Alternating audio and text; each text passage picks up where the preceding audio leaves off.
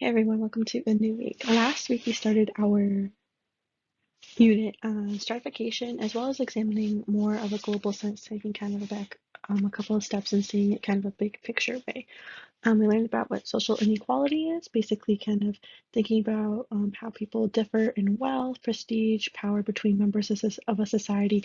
That's a very Weberian, excuse me, definition of social inequality too. Remember how we examined both Max Weber and his class status and party or prestige, or in this slide that I got from another teacher, prestige, I said party, your book says power.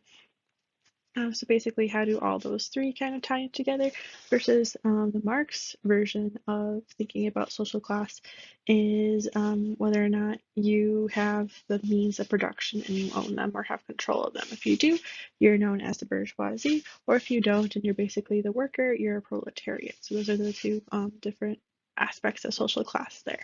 We also went in a little bit into Emmanuel Wallerstein's analysis of world systems, think about the core and semi-periphery and periphery, and how all of those kind of determine our relationships between different countries and trade. And then thinking about social mobility as well. In order to kind of really move out of, for a country to move out of poverty, they need to have the movement from poverty. So in order to move from there. I messed that up a little bit, sorry about that.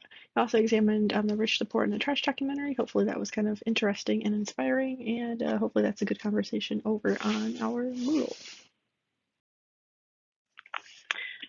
And thinking about last week as well, we examined the different types of class stratification systems, going from slavery, which is still existing today, with the estate system, kind of thinking about how in exchange for land you got protection, the caste system.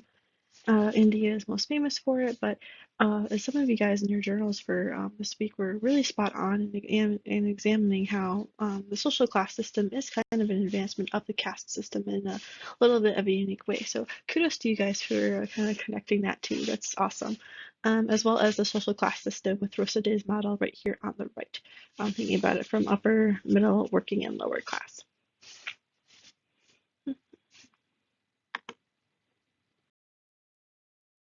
This week, we are going to kind of be continuing onward into our topic of stratification, but we're moving from thinking about it from a social class perspective to thinking about it from a racial and ethnic inequality perspective.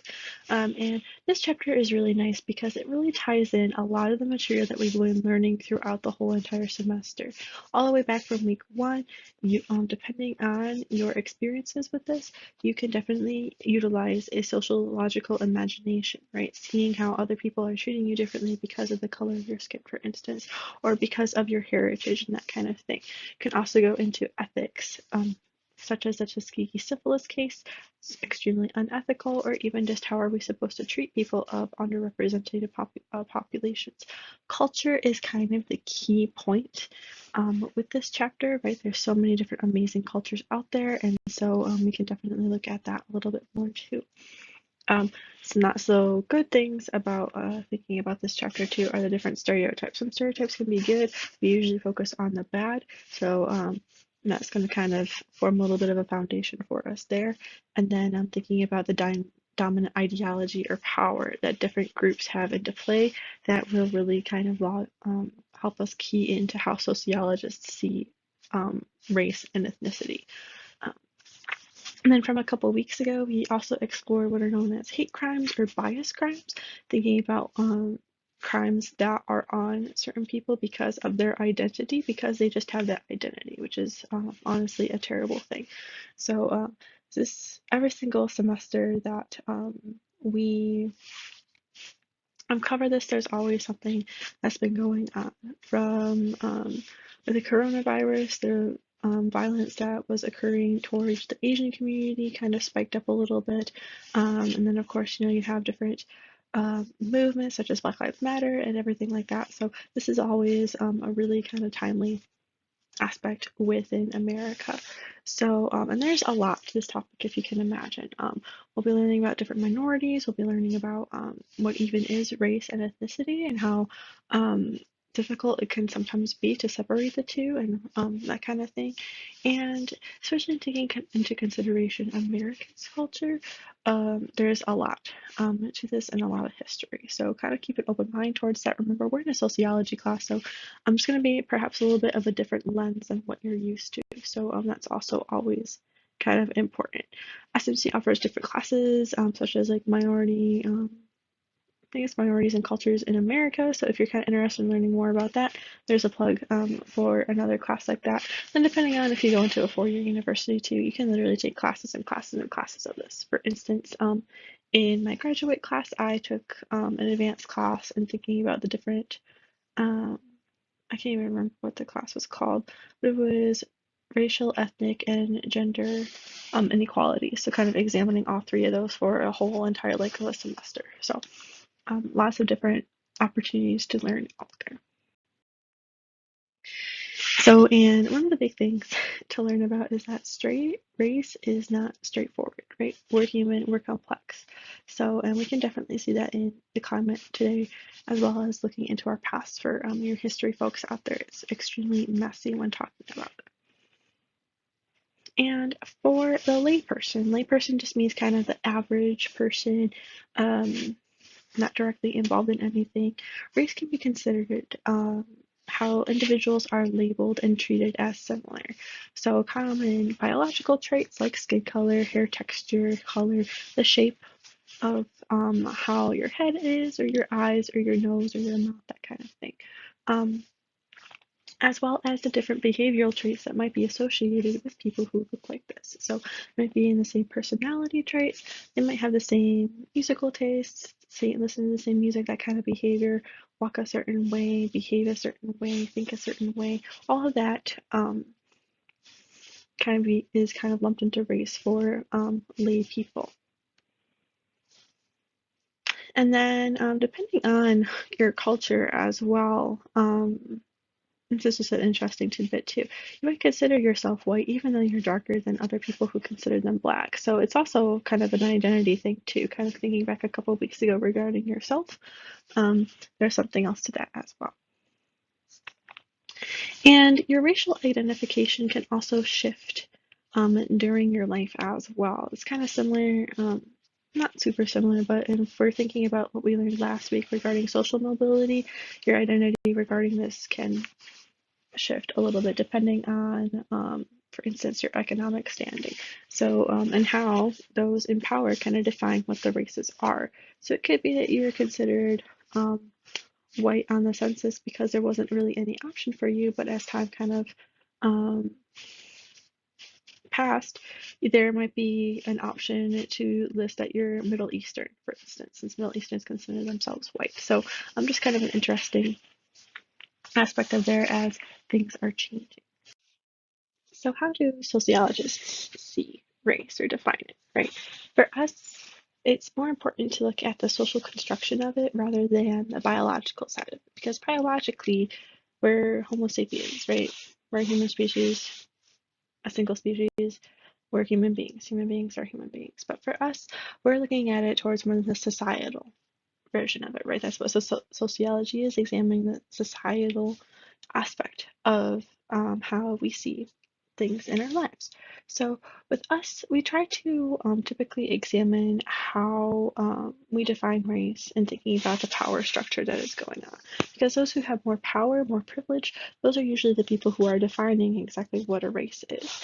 And sometimes depending on that definition, your race can actually change over time, as we'll kind of actually see in the next slide, and as well as some of the different activities that I have for you over on Moodle for this week. And in thinking about it, there really isn't any evidence about how more intelligent people are, athletic, or morally just than anybody else. And sometimes these behavioral groups do differ, but we have to actually think about the different opportunities or lack of opportunities that these different groups receive as well. So again, more societal, and this is a very sociological imagination question for that.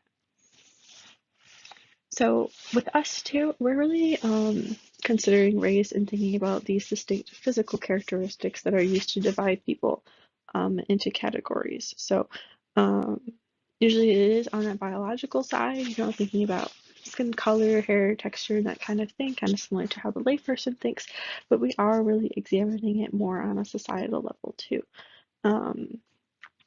with that. So, and these can be based on real biological things or perceived as well, kind of examining, okay, well, somebody believes that, a certain race looks like this, is that actually true, and similar things. But, and thinking about the whole context of this unit, we divide people into categories based on this area too. So we're examining that as well.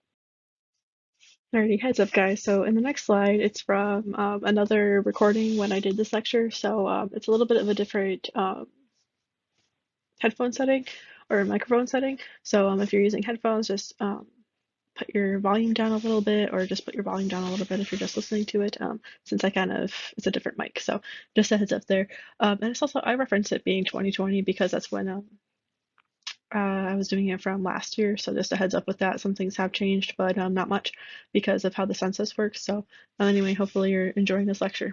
Bye.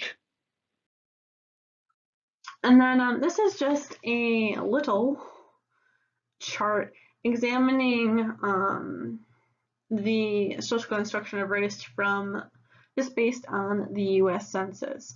So let me just get my marker out. So up here is the census year when it first started, all the way up until 2020. So 2020 obviously just basically ended, even though we're in March, which is crazy. And so you can kind of see how within basically the existence of the US, how have we defined things throughout time. And you'll notice that back when we had slavery, we had free, and then all others, free colored males and females, starting in 1820, and then slaves. And then going into different types of slavery, the amount of blood that you had, and then all the way up into today, where for the first time people could write more about their actual origin if they were white, black, or African American. You'll notice just how much variance or classifications of race we have going all the way down here. So this is a pretty cool chart. If I remember, I'll put a PDF into it, but this is from the Census Bureau itself. So the people who actually deal with the census.